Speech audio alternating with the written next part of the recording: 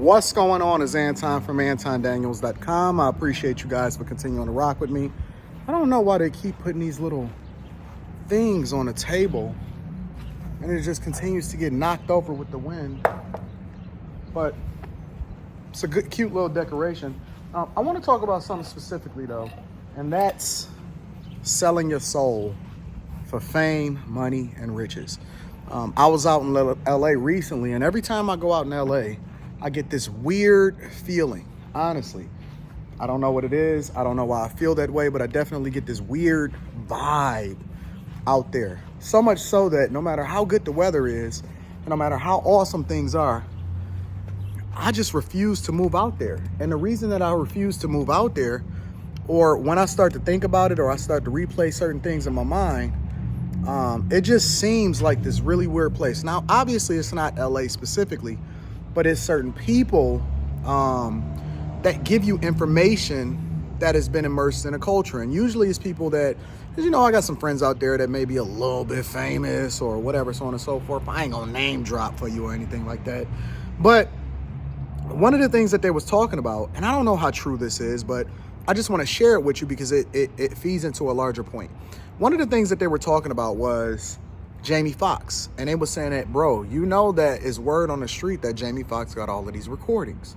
And I'm like, all of what recordings? You know, he got these recordings, right? And so I kind of always take what it is that people say with a grain of salt because we don't know what we don't know. And a lot of times it goes over into conspiracy, but then you can't completely ignore everything because it's just too coincidental.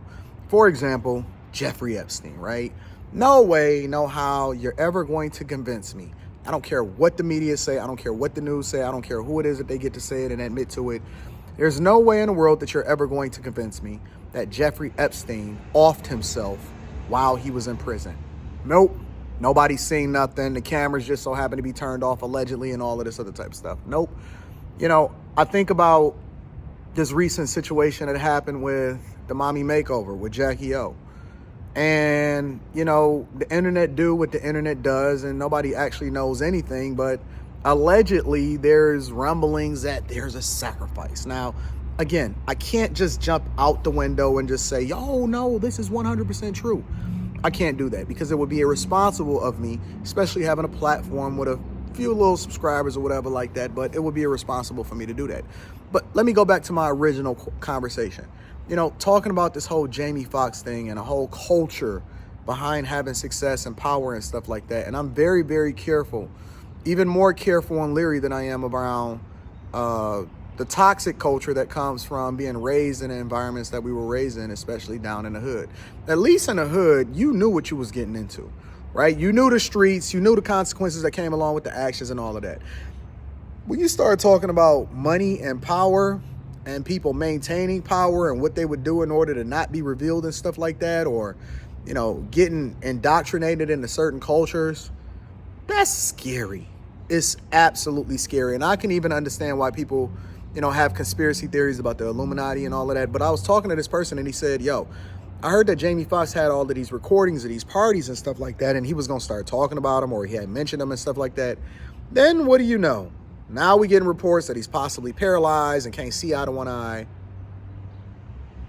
You got the whole Jackie O situation, which again, we don't know what we don't know, but I'm always looking at everything with a side eye, right? Then you start to go back and you start looking at people that wanted to write a tell-all book, and then all of a sudden they just so happen to disappear, or they were about to go out on their own and start their own record label. But some of the most central figures just continuously stay popping and they stay relevant. And of all of the things that they talk about, they'll talk about contracts, they'll talk about all of these different things, but they won't talk about certain things and they just completely ignore it, right? Now, obviously, people have the right to do what they got to do, but I just don't buy everything. I think that there's always a little bit of truth sprinkled into the conspiracy of whether or not somebody is involved with a group of people that they shouldn't be involved with or not. Let me give you another scenario or situation, right? Allegedly, and there's been people on multiple different platforms that's openly talked about this, a lot of these entertainers, some of your favorite rappers and some of your favorite people that you see popping today that is getting absolutely destroyed on their contracts. allegedly, a lot of those people, when they first get into the room, and there's some people that wind up didn't get popping and all of that, but allegedly, when you hear some of these people say, yo, it's recordings of them, and it's recordings of certain people in the industry that is popping, but if it ever got out, or that's being used as leverage against them, or we got the tapes, allegedly, these people get taken advantage of. They get their drinks roofied, and, you know, they get stuff done to them, and then they wind up getting pictures and all of that stuff taken of them, and videos and everything like that, and then they basically use that as leverage in order to get them into bad contracts or to get them to sign the contract because the people don't want certain things to be revealed about it. What I found is that the higher up you go, the more people talk in code. You start getting invites into spaces and places that you otherwise would not have gotten invited into. And me personally, I am very, very, very leery and very, very careful to keep my circle small and to never, ever get involved or participate in anything outside of looking at it completely from a business perspective. This is why I say all of the time that your character is going to take you places that, or it's going to keep you in places that the money is taking you, or your talent is taking you, or your work ethic is going to take you, right? Because you can have all of the work ethic in the world. You can be, you know, a very savvy business person. You can have the sales, you know, whatever. You can have the most talent, but it's the character. And let me add another thing in here that I don't really mention in this part of the conversation.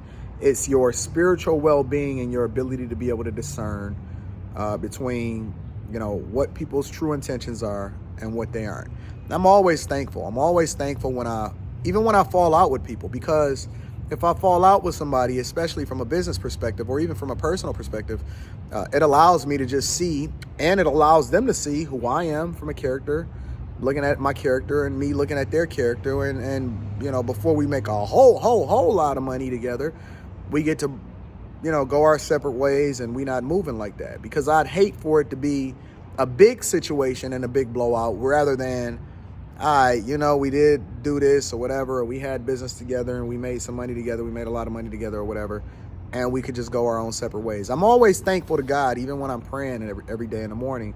I'm thankful for the fallouts. I'm thankful for the struggle. I'm thankful for giving me discernment, insight, foresight, all of that stuff. Y'all need to pray for that.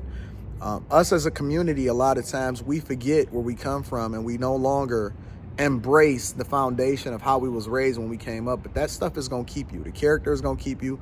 The ways in which your family taught you as you go into spaces that nobody in your family has ever been into before, that is the stuff that's going to keep you. That is the stuff that's going to ensure that you don't get caught up in stuff that you're not supposed to be in, or get exposed to stuff some stuff we're not even supposed to see. Some stuff we're not even supposed to be exposed to. Some stuff we're never, ever supposed to be a part of. And so I'm very, very careful of the company that I keep, because the higher up you go, the more opportunities you find yourself in. I don't want those type of opportunities. The only type of opportunities that I want is the ones that God got for me. If it ain't coming on the up and up, and if I got to sell my soul in order to be able to get into a certain room, I'd rather just keep that door shut, or just shut that door when I see what the hell is in there. You know, I don't even want to see what's in there. So, you know, very careful, very leery. Watch your back, cut your grass, watch out for snakes. Don't sign any contracts that you're not comfortable with. I love you. I appreciate you. I'm going to holler at you later. I'm about to go watch these playoffs. Peace, man.